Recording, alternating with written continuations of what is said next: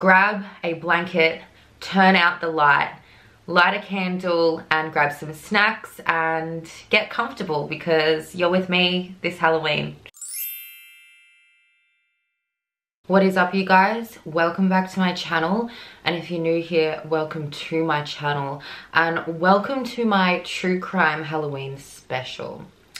Tonight we have a video dropping at 7:30 p.m. Australian Brisbane time, and then we have the second part to this video dropping at 8:30 p.m. I wanted to make a Halloween special, and I was thinking that I was going to do this on all of the kind of public holidays or the celebration holidays that maybe, you know, you don't have family, you don't have any plans to go out, because I'm pretty sure everybody on Halloween gets dressed up and goes to parties, and I kind of feel like I'm past that now. I feel like I've gotten all of my dressing up out of the way and I don't have anywhere to be. So for that reason, I thought, why not on these days do a true crime special where we go, I mean, we already go super in depth, but we go into those cases that require more than just one video. I chose to do this case 2 weeks ago, and I put off making this video even though I knew that I wanted to do this particular case 2 weeks in advance. I still put it off until tonight. I've got a deadline of putting this particular video up before tomorrow night. I have gotten 6 hours sleep max in the last 48 hours. I've been working like crazy, and yeah, this case frightens me and makes me feel sick. This is one of the only cases so far that I've covered that doesn't really have any mystery to it, that is just straight up sickening. There's no reason why I can empathize or sympathize with this person's growing up, their childhood. Listen, some of the things that you're going to hear in this video are, you might not be able to stomach it. There are videos that I cannot include, and there are also videos involved in this case that I really recommend you do not watch. I'm gonna try and include some of the reaction videos of people reacting to watching this video in a bid to make sure that you don't even go there. Your curiosity might get the best of you, but I really am suggesting on this case, don't go near it. It will psychologically impact you a lot, and it's just unnecessary. And on top of that, the victim's family has said that it hurts them that there's this video out there that people watch over and over again, and please don't watch the video. Tonight we are talking about Luka Magnotta. He's not just a killer, he's an animal abuser, he's a narcissist, he's a necrophiliac, and he's a cannibal. If you know about Luka Magnotta, he is known for the video One Lunatic, One Ice Pick. But before Luka was known as the lunatic or the kitten killer or any of these names, even before he was known as Luka Magnotta, he was born as Eric Newman. He was born on the 24th of July, 1982, which makes him 37 years old today. Now, I'm going to read off a couple of the other names that he's known by. He's also known by the names of Vladimir Romanov, Mattia Del Santo, Jimmy, Justin, Angel, Kirk Trammell, but he officially changed his name to Luka Magnotta after his birth name of Eric Newman. Luka was born in Ontario in Canada, and he was born to his mother, whose name is Anna, and his father, whose name is Donald, and he's the eldest of 3 children. Luka's mother became pregnant with him when she was only in grade 9, and even though she only made it to grade 9, she decided she wanted to homeschool Luka until it came to about grade 6 for him, when she officially enrolled him in an actual school. And according to Luka, his mother made him wear nappies until he was 6 years old. His mother was said to have been emotionally abusive. She was said to have been like a clean freak, but on a whole other level. And she was also known to lock her children out of the house and also killing their pets by freezing their bunnies and things like that. Luka's father would be diagnosed as a paranoid schizophrenic, and shortly after he would get a divorce from Luka's mother. So when Luka's parents got a divorce, he was only 13 years old. And so from there, he actually went to go live with his grandmother, Phyllis. Now, Luka's brother, Conrad, along with Phyllis, would often make fun of Luka for being quite effeminate. They would use slurs like the F word, and they were just very nasty. And it was pretty clear by this point that Luka had some identity issues that he hasn't quite worked out. According to Luka, he felt ostracized in school. He felt like he didn't fit in, he couldn't concentrate, and he just didn't think that school was for him. So he dropped out shortly before the end of grade 11. And after everything we know of Luka Magnotta today, people who went to school with Luka said that they hardly remembered him, that he didn't act out and he didn't stand out. So there's two very different takes, one from Luka and his experience at school, and one from everyone else. No one really remembered Eric Newman. At this point, after dropping out, he was in and out of group homes, and he started to present symptoms of schizophrenia, but in a very strange way. We'll get into the possibility of malingering later, but he started complaining of hallucinations. In 2001, when Luka was only 18 years old, he was referred to hospital by one of the workers who worked at a community crisis center. So we went to the Ross Memorial emergency room, and the doctors couldn't quite diagnose him. They described him as being very bizarre.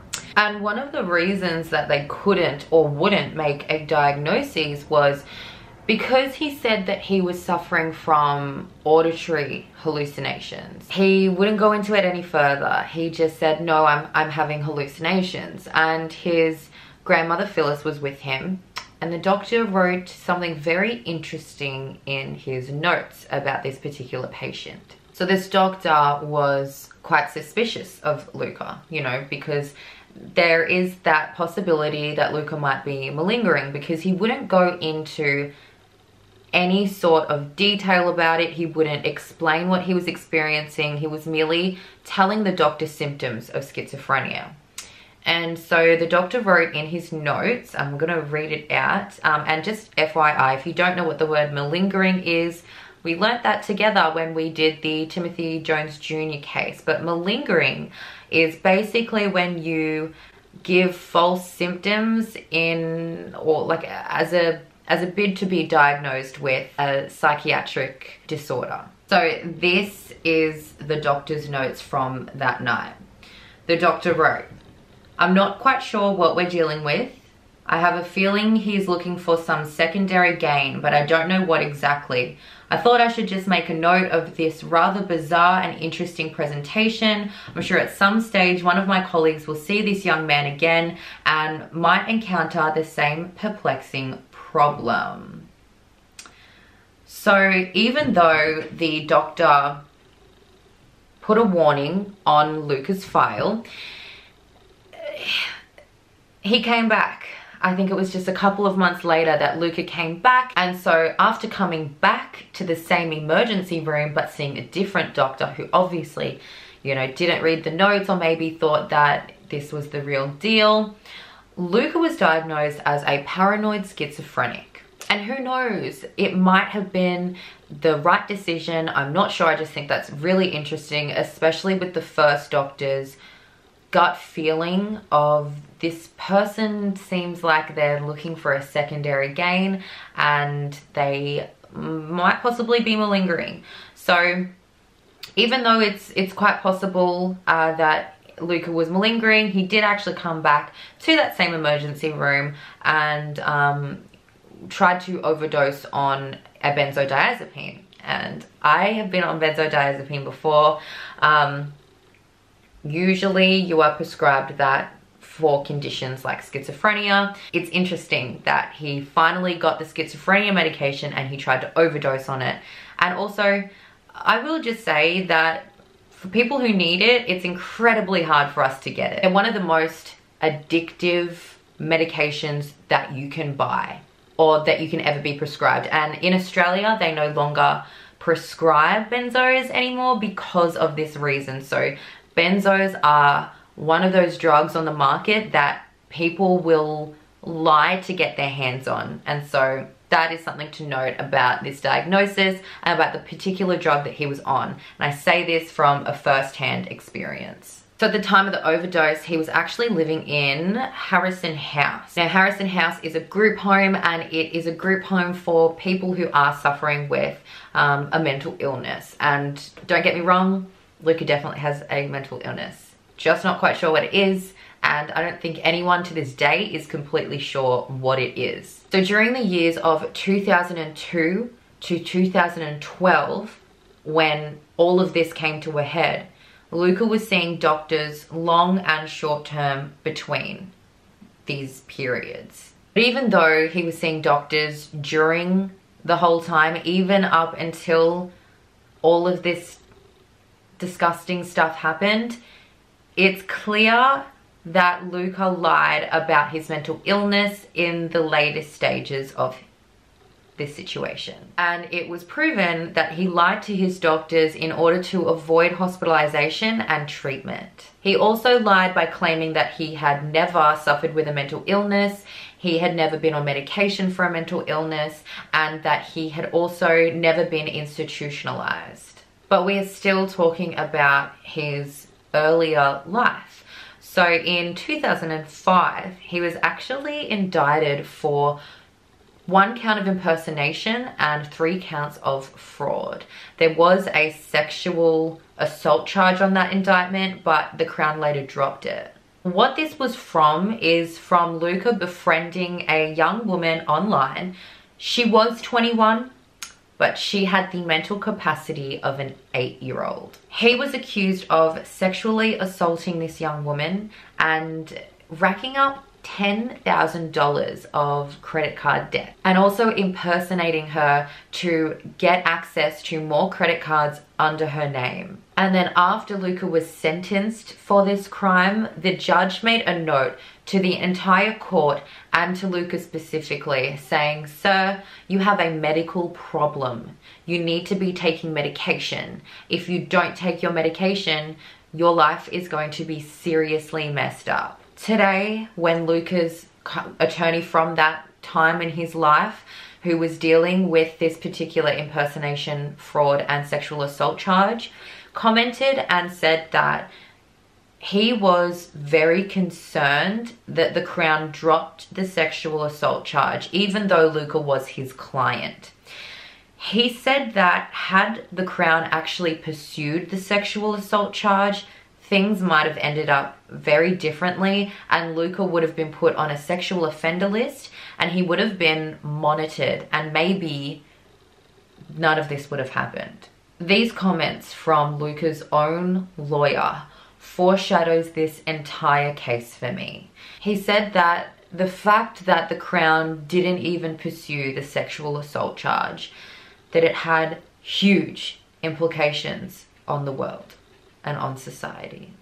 But for the fraud and for the impersonation charges, Luka did plead guilty and he was given 9 months. But this 9 months was just a conditional sentencing. It was basically where he didn't go to jail. He just got a curfew, and it's things like doing community service and things like that. It's something that Canada has. So then later that year in 2006, this is when Eric Newman officially, legally changed his name to Luka Magnotta, and the reasons that he put down were that he wanted to reinvent himself and he wanted to detach himself from the name Eric Newman because it had and held bad memories for him. Even though Luka had a horrible relationship with his mother at the time, supposedly, and the rest of his family.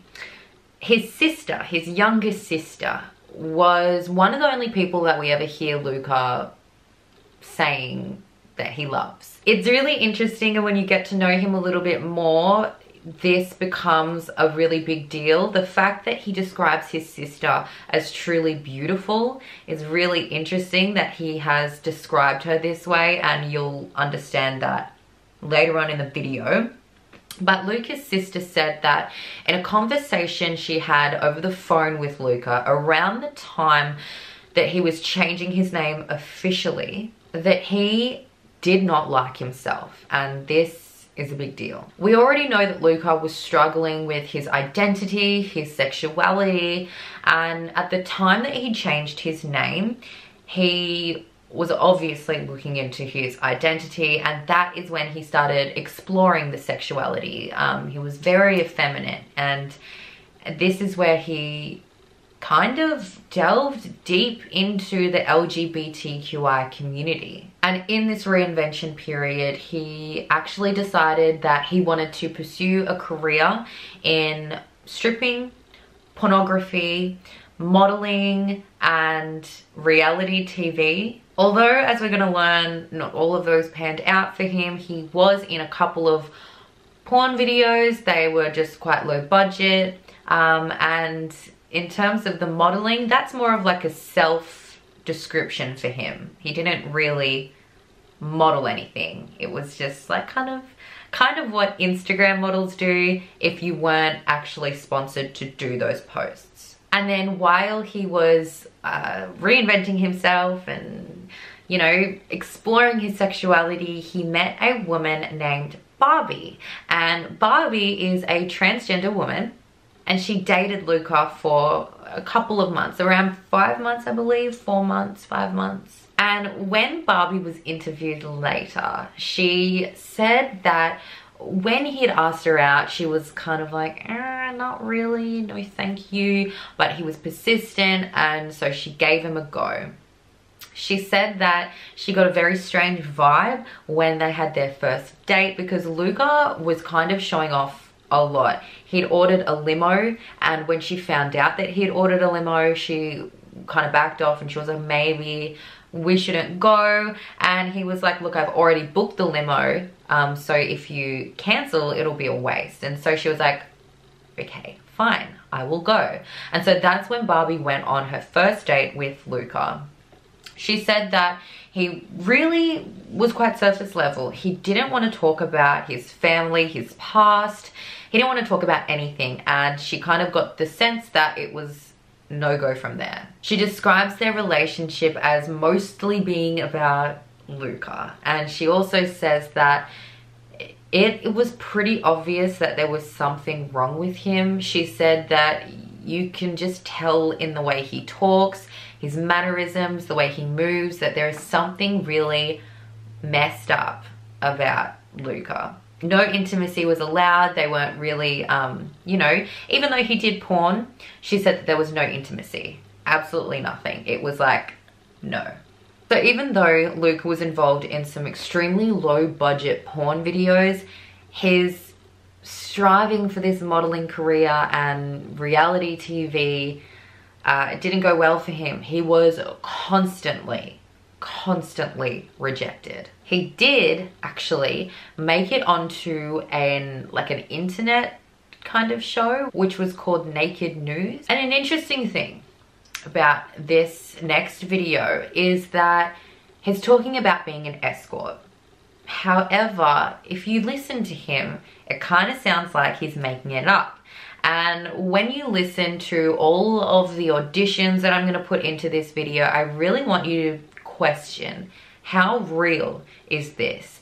And one of the key themes from everyone who was a producer for all of these different reality TV shows says that it seemed like he was only saying things about his life, about what he wanted to do for the role, what he could do for the role. All of the things that he was saying seemed like he was only saying them to get on TV. So what's it like? What's it been like for you becoming an escort? Do you enjoy your work? Yeah, I really do enjoy my work. I get to meet new people and all the time, and I'm a people person, and it just worked out great for me. I get to meet like really influential people, and a lot of great people around the city and internationally, and you know do like a lot of like high end things I've never be able to do in another profession. I get what the best part is. The best part about being an escort is I'm my own boss. I get to pick my own hours and make a lot of money. And you have a lot of sex. Now, it's got to be difficult to have that much sex, because if you're getting more than one client a day, I mean, the male anatomy can only do so much. Like, that must be hard. I see about 4 or 5 people a day sometimes. My biggest largest amount of people who I've seen in one day have to be 9 people. I see. I'm tired just thinking. I'm tired experiencing it. And in the beginning it's fun. You're just like fucking, and it feels so good. And after, when you're at the end of the day, you're just like, oh my god, I can't do it anymore. You just need like a crane to put it up. At the end of the day, it's just like, come on, it's like next. People, but a lot of people though, they a lot of people, Jeremy, they expect me to come, like on every time, and at the end it's just like it's dry. It's like I don't know if I have luck in the sex department, but not the love department. Right. So I need luck in the love department. Everybody's watching here. Although I imagine if you were dating another escort, the two of you would probably be so tired of sex at the end of the day, you just watch movies and cuddle. Oh my god! I've dated female escorts, male escorts, and we don't even like sex anymore. We don't even want to talk about sex. It's like please, no sex. Don't talk about anything regarding sex. Just want to watch TV and just go on a vacation and just like relax in the sand. That's what I want to do. Right. So I guess a big question for a lot of people who might be entering this kind of an industry is like, what kind of longevity can you expect? I mean, gay culture, culture in general, is obsessed with youth. So there's got to be a timeline on being an escort. So what's your plan for the future? Someone wanted you to have sex with a chicken. Somebody wanted me to have sex with a dead chicken. They really did. I appeared in a magazine, and you get a lot of fan mail when you're in a magazine, and someone was typing me an email, and they said, "Would you have sex with a chicken?" He actually sent me photos of him like doing a dead chicken, and I was just like, "Oh my god, are you kidding me? He's doing like a dead chicken and he's like stuffing the turkey." And that would have to be a lot of money. You'd need a lot of money to have sex with a dead chicken. Yeah, I would, but it's not something I would really want to do anyway. It's not on my priority to do list. It's not up there. Well, I guess not. Now, for people at home. And even though he made it onto Naked News, he didn't make it onto any real reality shows. So he also auditioned for a show called Sliced, or some places say Sliced, some places say Plastic Makes Perfect. But have a listen and have a watch. This is Luka Magnotta. Yeah, my name's Luka, and I'm a cosmetic surgery addict. But yeah, I would say, to be blatantly honest, I think that I am. Number 1 is looks. Number 2 would have to be intelligence. And I don't know what the rest are. All I care about is number 1, basically. All I do is care about how I look, by getting clothes, basically. Because you know what, when you're going out to parties, when you're going to events, when you're going traveling everywhere, you have to constantly wear something new all the time. Have you always been obsessed with your looks? I have. Seriously, people say to me all the time, even when I was a teenager, they're like, "Oh, you're completely vain. All you do is stare in the mirror. Every time you walk by a mirror, all you do is glance and look at it." When you're in a restaurant, you just take your spoon and just do a little look in it, and try to check and see if you're. A lot of my friends and family have been saying, "You know what? You're obsessed with it. You're just so obsessed with how you look, and so obsessed with your cosmetic surgeries that we don't understand this. We just don't understand. You're becoming somebody completely different. So he was rejected for this role, and it really took a toll on his self-esteem. He also auditioned for Cover Guy, and that would be a huge blow to your self-esteem as well, because of some of the comments that the producers were openly making on tape. And I'm pretty sure this is just like a normal thing that actors and models have to go through. Obviously, when you audition for things, they have a certain prerequisite of what they want from the contestants, and he wasn't what they wanted. And so obviously it would be a little bit, you know, it would tear down my character if I came up onto a show that I was super keen for and they told me I wasn't skinny enough, or I wasn't built enough, or I wasn't pretty enough. But the producers of this show, one of them was kind of nice, but the other one was like, you're not muscular enough. You're quite skinny. And you can tell that Luka is kind of like, I will do anything to get on TV. We all know that it is physiologically impossible for you to gain muscle mass, particularly mature muscle mass, in a period of 2 weeks. However, when the producer says you're not the type of contestant we're looking for to put on this show, you need to be a little bit more muscular, you have quite a small frame, Luka lies and says that, oh, well, I was actually obese and I lost a whole bunch of weight really quickly. And the producer was like, oh, they're like, that's really interesting, because obviously he doesn't look like he's lost a whole bunch of weight. And the way he describes it was that he was like huge, he lost a whole bunch of weight in a really short amount of time. And the producer's like, oh, cool, man. A key theme in all of these auditions is that the producers said they didn't pick him because he didn't seem genuine, and it sounded like he was just saying what they wanted to hear so that he could get on TV.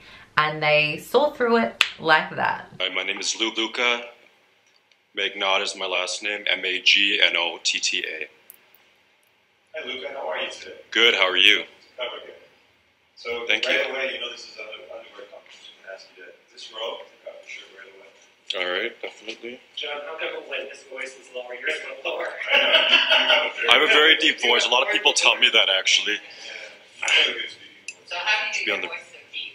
How do I get my voice so deep? Practice makes perfect, right? You got kind of a Ryan Philippe vibe going on. A lot of people tell me that, like, they remind me of, like, 54, that movie, you know? Yeah, he happens to be one of my favorites, too. Oh, really? I think you look good. I think that your body is a little bit slim. I used to be really overweight, to be honest. I used to be really overweight. I lost, like, weight. Really? How did you do that?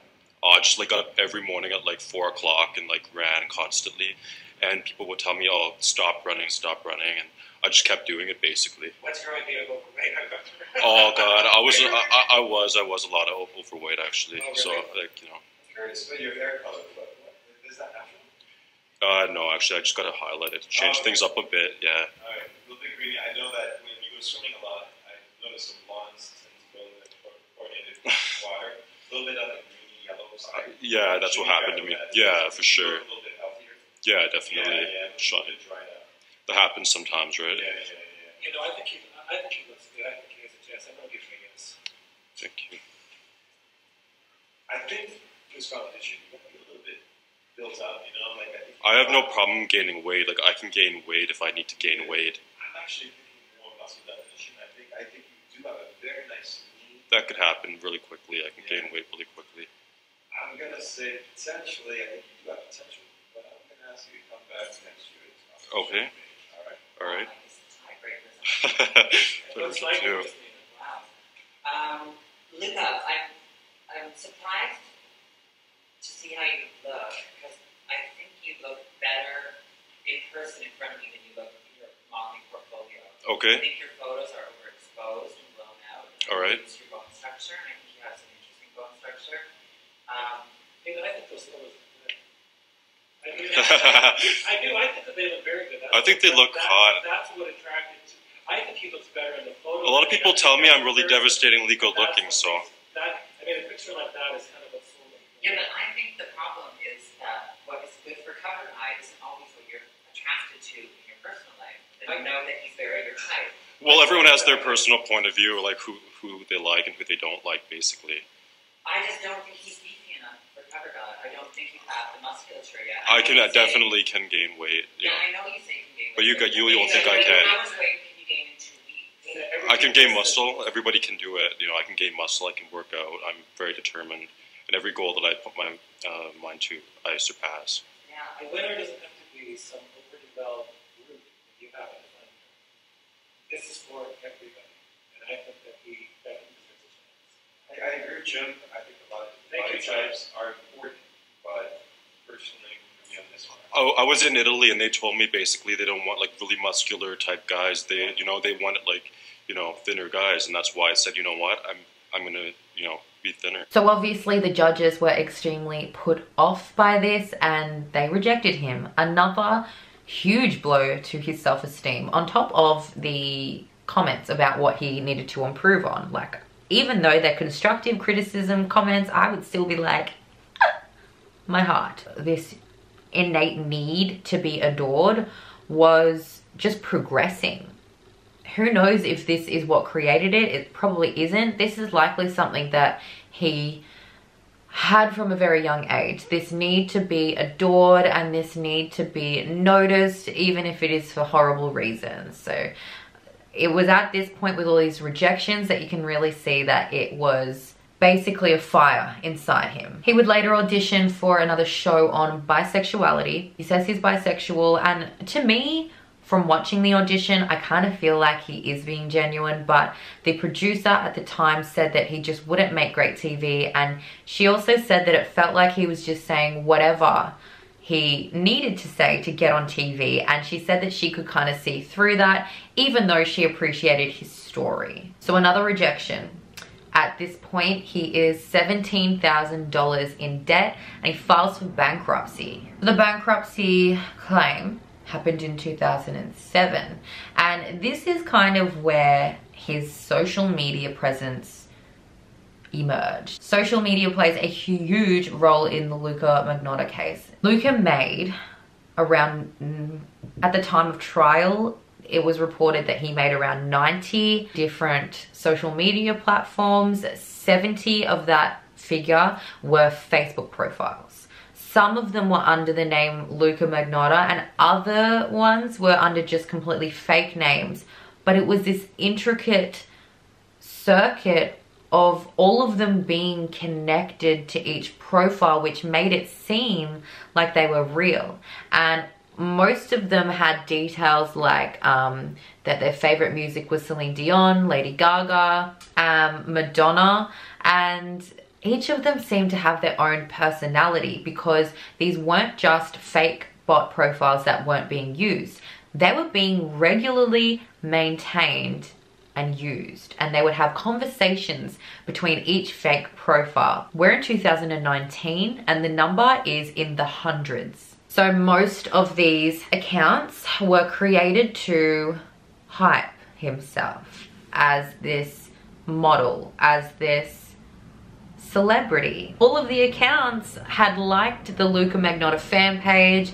They all spoke about him, as in like saying things that like Luka Magnotta is the Prince of Canada, he's a god here, everyone loves him, he's amazing. So all of these accounts are conversing with each other basically.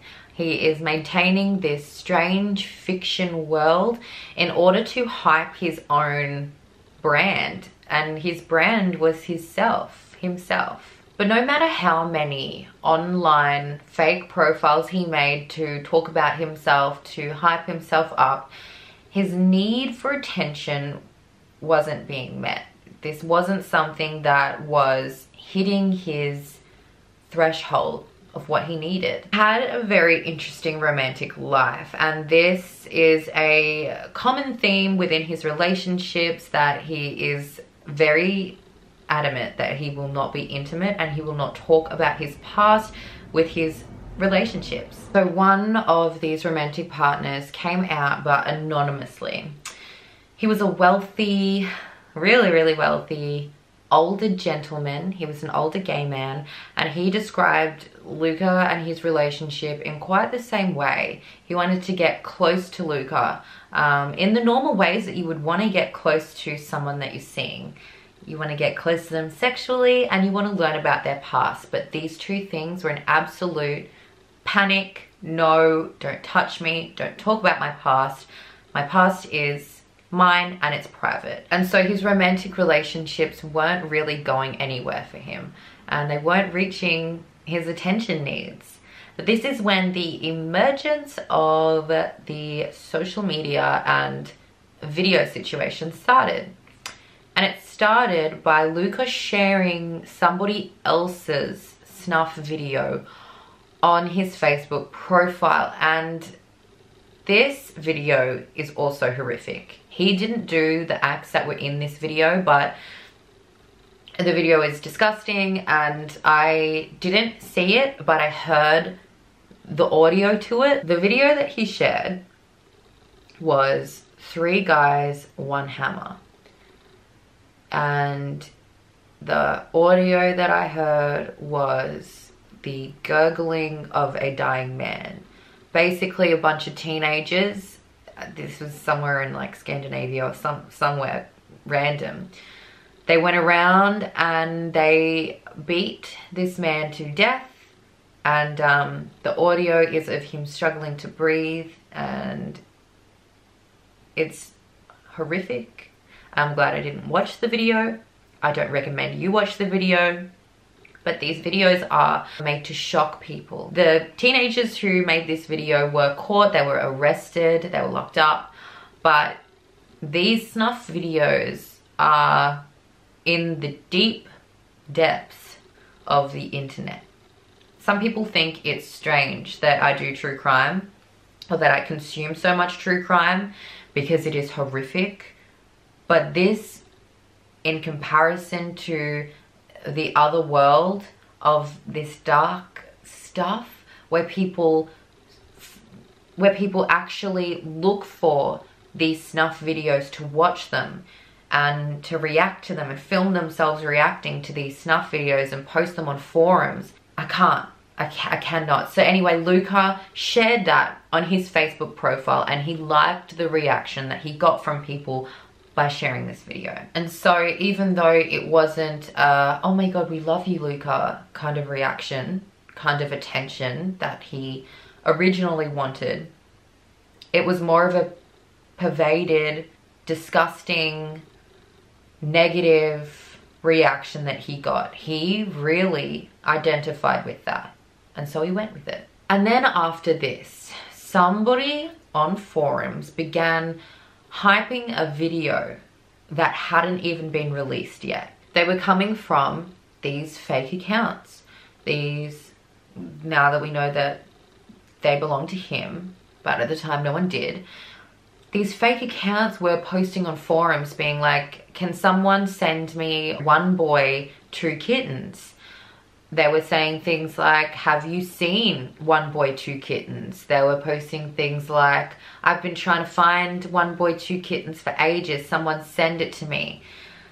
And the video wasn't even out. But there was this hype going around on forums because there were so many of these accounts that were hyping this video. That part of the internet, once they hear about something that's more gruesome than the last, they want to find that video.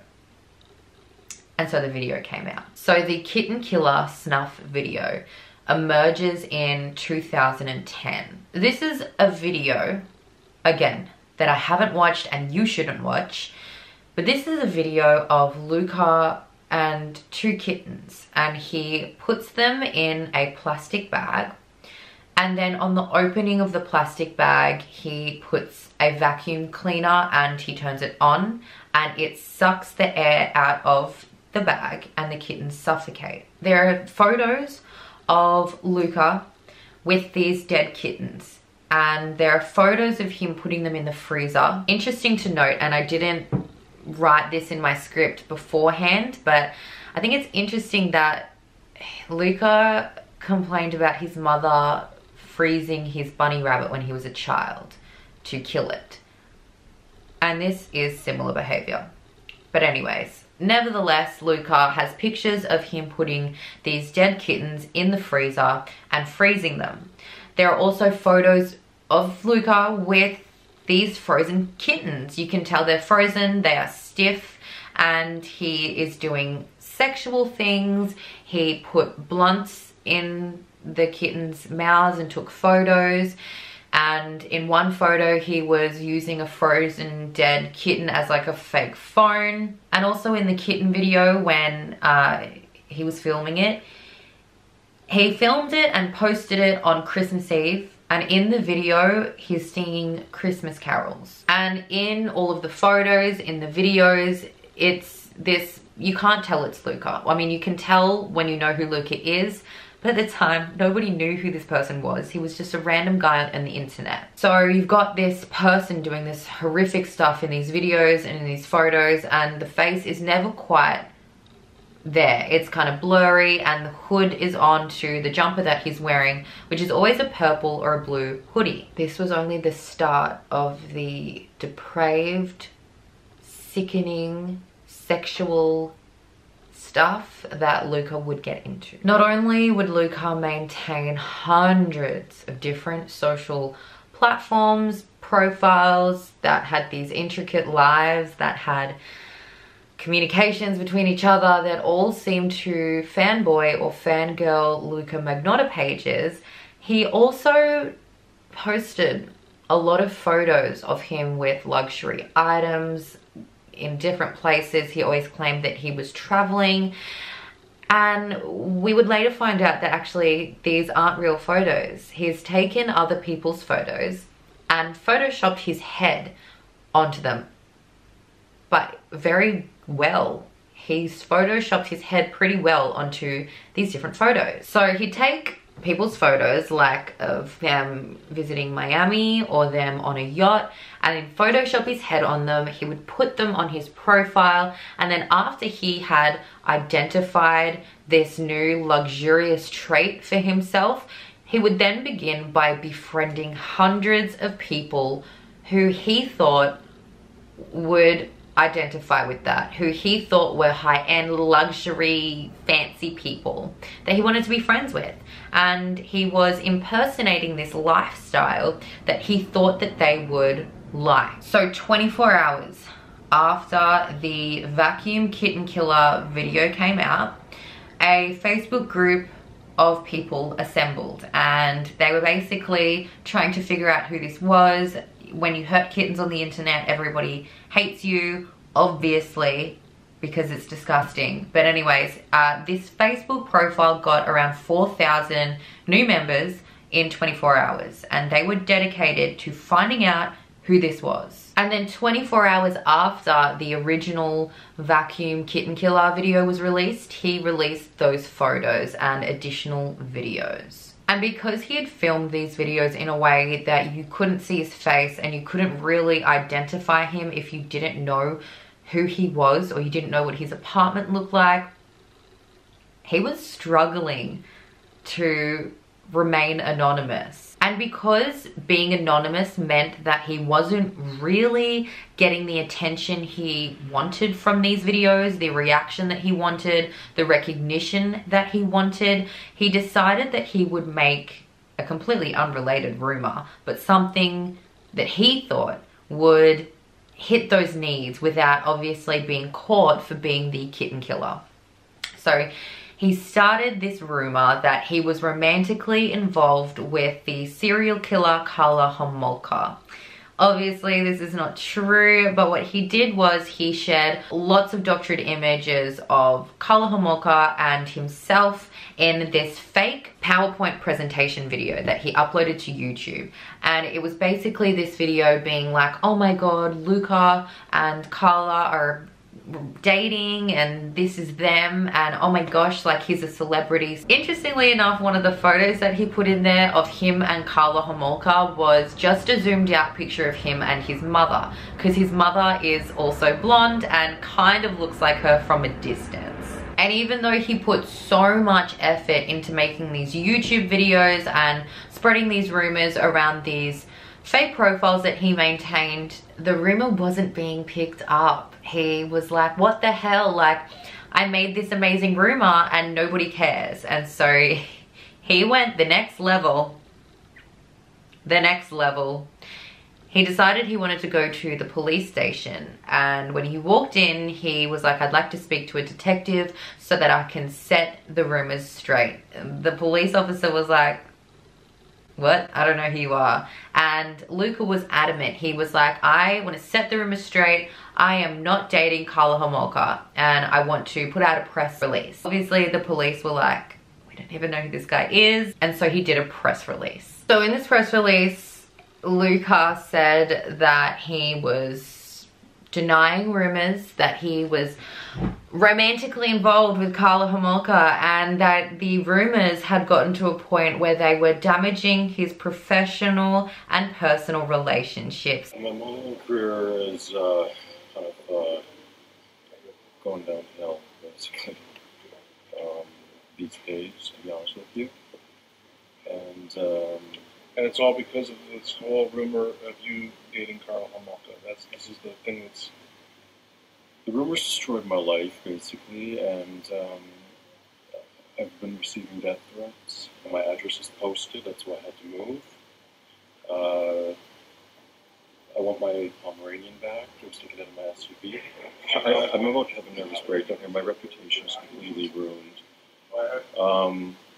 I just want everybody to set the record straight that me and her have absolutely no connection. I go in to see casting directors, I go in to see agents, you know, they know who I am, you know, it's all over everywhere. Started being a stripper, and then basically I went from there to doing adult films, and I'm not ashamed of doing the adult films. I have a problem though with people saying those to relatives, and now nobody wants to talk to me. I don't have anybody, basically. Whoever's doing this, you know, please stop. You know, you're doing a lot of harm. Everyone was like, do you know who this guy is? The only people really that were paying him attention were the people from that Facebook group who were trying to find out who the kitten killer was. But it wasn't giving him the attention, obviously, that he had planned out for. He decided that he would start sending this group anonymous tips and clues as to who the kitten killer might be. I'm now going to read from an email that Luka had actually sent the group, and it was sending them basically exactly who he was. This is what he had said. The man you're looking for is Luka Magnotta. He was born in Russia, lives in LA, and has lived in several different countries. The apartment in the video is located in West Hollywood. So even when he was sending this group clues about who the kitten killer was, he felt the need to talk himself up and make his life seem more extravagant than what it actually was, because he obviously wasn't born in Russia. He obviously didn't live in West Hollywood. He obviously didn't live in LA, and he just wanted to make his life seem way better than what it was. Obviously, a part of that was to hide his location, but most of it was to make himself seem way fancier than what he was. And if he really wanted to hide his location and he wanted to hide his identity but still interact with these people, he wouldn't have given them his full name. They googled the name Luka Magnotta and they were astonished. There were so many profiles, so many fan pages about this guy that they had no idea about, they had never heard about in their life. Now, when you Google his name today, these pages don't come up. Most of them have been taken down and most of them have been analyzed by people who are just genuinely interested in how much effort it took for him to create this fake life. But anyways, at the time, they were still up and they were just astonished. They were like, who is this like fake model? He even made himself his own fan Wikipedia page. So he continuously put up this Wikipedia page about himself, but Wikipedia continuously deleted it. In the Wikipedia page, when it was up, It said that he had ties to the Russian mob, that he was friends with serial killers, and just ridiculous stuff like that. Like, obviously Wikipedia is going to delete it. It's obviously stupid and fake. And so this group found all of these pictures of Luka and all of these websites and profiles that made out like Luka was some form of celebrity, but obviously he wasn't. They did get a break in their case though. They looked at the photos, and when you open up a photo, and I'm not quite sure if you can still do this, but when you open up a photo and you look at the photo's metadata in information, it actually gives you a geotag. It can tell you exactly what make the camera was, whether it was on an iPhone or a digital camera. Some of them even tell you what color the camera was, and it has GPS, not GPS coordinates, sorry, but it has the geotag, so what city it was taken in. And one of the photos metadata information tabs said that it was taken in Toronto when Luka had claimed that it was taken in Paris. They also got all of the information from the geotag on the kitten killer's photos that they released. And they got all of this evidence together and they sent it to the animal welfare place, you know, kind of like the RSPCA, but for Canada. And the main concern here wasn't just the fact that he was killing these animals and filming them and putting it up on the internet.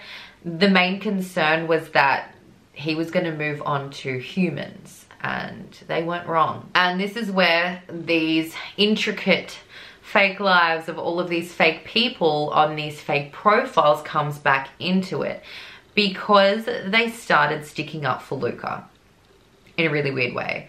There would be profiles that would have no posts, but they would all of a sudden put up a status being like, if Luka Magnotta was really involved in the kitten killing, blah, blah, blah. And then you'd have another fake profile comment on that post and would be like, I totally agree because blah, blah, blah. Or another thing would comment on it being like, yeah, totally agree. Even though I hate Luka, I don't think that he would have done this because of this, this, and this, you know? He tried to make it seem like these people didn't even care about Luka, but it was obvious that it wasn't him.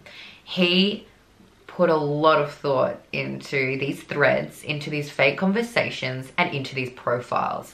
But in 2011, Luka was flagged with police by the animal welfare company and also by this Facebook group of, I guess, you know, justice seekers for these animals and people who were genuinely concerned that this was the making of a serial killer. So the police were warned, 2011, but Luka was never questioned. 1 year later, so 1 year from the original kitten killer video, another snuff video was released. There would be a sequence of 3 snuff videos by the kitten killer, who we know is Luka Magnotta. One of the videos would be of a kitten who was being fed to a python. Another video was of Luka sticky taping a kitten to the end of a broom handle and drowning it in a bathtub. The group was sent the links to these videos. He was playing with them, he was toying with them. These were really the only people who were paying attention. They got the metadata from the images that he had posted, and they all said that he was still in Canada. They just didn't know his exact location, his exact address. And there was nothing that police had either. But at this point, police weren't even invested in it. They didn't care about it. And to them, it was just internet stuff. And police do not take internet stuff seriously. And interestingly, with these videos, they were all released in the same fashion as the original snuff video that he'd posted or that he'd created. So the fake profiles would start hyping a video before it even existed, before it even came out. And so from this, and the fact that the police didn't care, they weren't being taken seriously, this Facebook group made a video kind of in the same way as what Anonymous do when they want to bring attention to something. So they made a video and it had all of the different looks that Luka Magnotta had had in the past. It had all of his different aliases. So remember at the start of this video, I spoke about his different names. It had basically everything that they knew about Luka Magnotta, and they also put the fact that they knew he lived in Canada. And this was released online, and it was basically a huge warning to the public, and people started paying attention to this. It was even reported in English news, and then from that, a reporter from The Sun actually found Luka and confronted him on his doorstep. They're not pretending to be someone they're not. Well, they're pretending to be me. People are pretending to be you. Isn't that obvious? And after Luka was confronted face to face by this reporter from The Sun actually received an email the next day. Whoever wrote the email, which obviously it was Luka, but whoever wrote the email said, "It's funny how you guys continue to try and collect evidence on me, but you can never catch me." But the most terrifying part about this email was the fact that he had said, "I will be making more movies, but the next movie will have humans in it, not just pussies." So this is where this video ends. I will be releasing another video in about an hour, and I hope you stick around for that because this is only the start of the Luka Magnotta case. If you get curious during the time that you've watched this video and the time that I release the next video and you want to see what happened, that's totally fine. I just wouldn't suggest that you watch any of the videos that I've mentioned now or any of the videos that you will find in addition to those. I say this for your own sanity. I say this for your own mental health, and I don't say this lightly. Please note that they're not just animal killings, and it's not just killings. As I said in the beginning of this video, Luka Magnotta is a necrophiliac. He is a cannibal.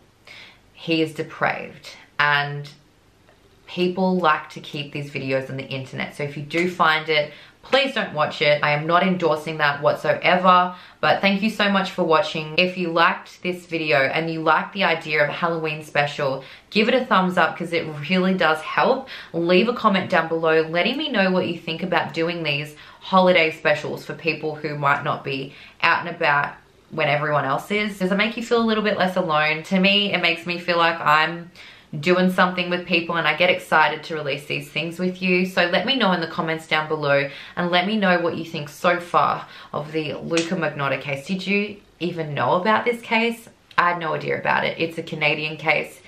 It's a huge case, but I had no idea. Additionally, if you want to subscribe, I put out true crime cases every single Sunday, and then obviously I do these extra bonus videos. Please feel free to join my true crime family by hitting the subscribe button. I'll see you in the next video. Oh my god.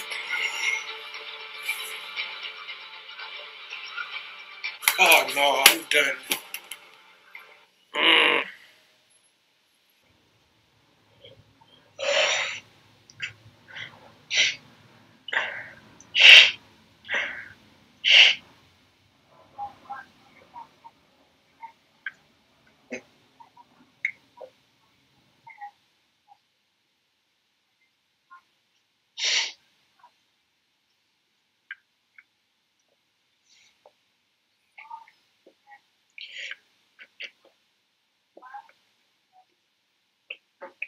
I'm done. I'm done.